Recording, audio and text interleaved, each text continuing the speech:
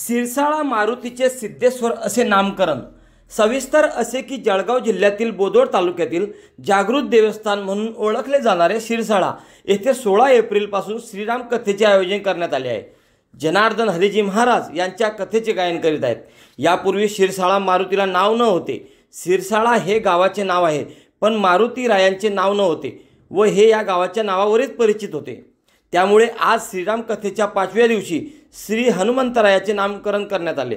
जनार्दन हरीजी महाराज व सर्व विश्वस्त व भाविकांच्या साक्षीने आज शनिवारच्या दिवशी शिरसाळा मारुतीचे नामकरण सिद्धेश्वर हनुमानजी असे करण्यात आले आहे। शिरसाळा मारुतीची स्थापना समर्थ रामदास स्वामी यांनी केली आहे।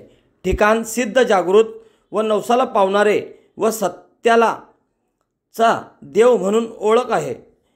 त्यामुळे आज या कथेत सिद्धेश्वर हनुमान असे नामकरण करण्यात आले।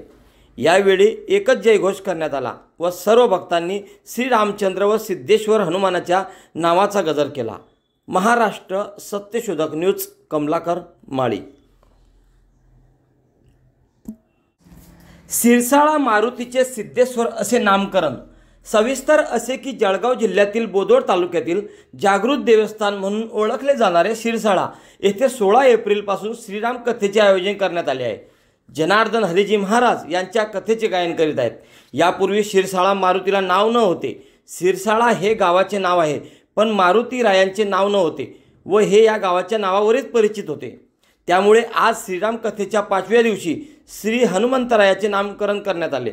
जनार्दन हरीजी महाराज व सर्व विश्वस्त व भाविकांच्या साक्षीने आज शनिवारच्या दिवशी शिरसाळा मारुतीचे नामकरण